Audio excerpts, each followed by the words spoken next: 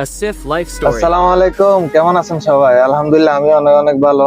আর একটা ভিডিও নিয়ে চলে এসেছি আপনাদের জন্য। অনেকে কমেন্ট করতেছেন আমারে, ভাই বড় গাড়ি বিষয় কোথায় পাওয়া যাবে, বড় গাড়ি লাইনে কিভাবে আসতে হবে সৌদি আরবে। যে আসলে সত্যি কথা বলতে মনে করেন যে বড় গাড়ি ভিসা হয় না আমাদের বাংলাদেশে, এটা অবশ্যই পাওয়া যায় না বড় গাড়ি ভিসা। আমি অনেক দেখছি বাইরে আসার আগে। তো আমি আসছিলাম মূলত আমেল আইডি দিয়া সৌদি আরবে। আমেল আইডি দিয়ে আসার পরে এটা মেয়ানা চেঞ্জ করছি, সাউক শাহান করছি। ওইটা করার পরে মনে করেন যে আমি ড্রাইভিং লাইসেন্স করছি, অ্যাপ্লাই করছি ড্রাইভিং লাইসেন্সের। তো 2021 সালে আমি আসছিলাম, তখন মনে করেন যে আমি তখনই লাইসেন্স বাইর করছি 3 মাস পরে। তো আমার খরচ হয়েছে, ইন্টারভিউ দিয়ে খরচ হয়েছে আপনার 1700 রিয়াল। ইন্টারভিউ দিয়ে বাইর করছি। আবার অনেকে আবার কন্ট্যাক্টে বাইর করে, ওইটা আবার অনেক বেশি নেয়।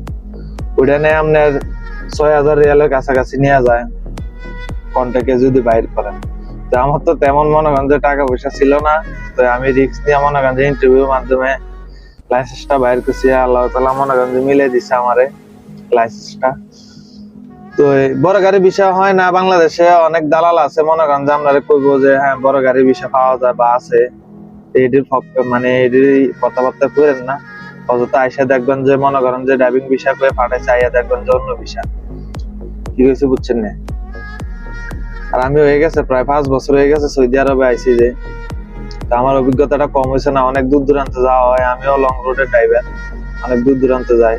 এখন বর্তমানে আছি আপনার কাতার বর্ডারের সাইডে। পাইপ নিয়ে আইছি, বড় বড় পাইপ নিয়ে আইছি। তো দালালে ফক্করে ফেরেন না। আইসা মনে করেন যে আসেন, আসার পরে মেয়ানা চেঞ্জ করেন, মেয়ানা চেঞ্জ করে বড় গাড়ি লাইসেন্স মানে বড় গাড়ি লাইনে আইয়েন। একটু সময় লাগবে, কিন্তু বড় গাড়ি লাইনে আসলে 2 টাকা ভালো ইনকাম করতে পারবেন। আর ছোট গাড়ির ভিসা অ্যাভেলেবেল পাওয়া যায় বাংলাদেশে, এটা যে পাওয়া যায় না, কিন্তু বড় গাড়ির ভিসা পাওয়া যায় না। এটা হচ্ছে ধোকা।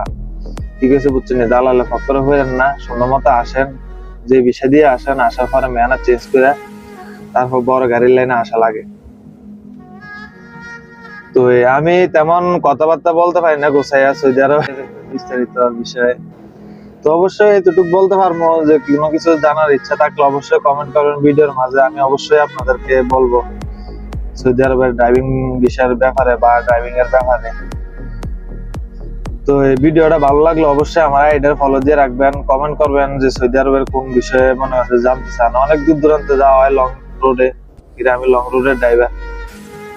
তো আমি কিছুদিন আগে ছুটি থেকে আইছি, আসার পরে মনে করেন যে এখন নতুন গাড়ি দিছে কোম্পানি, তো নতুন গাড়ি নিয়ে ট্রিপ মারতেছি এই আর কি।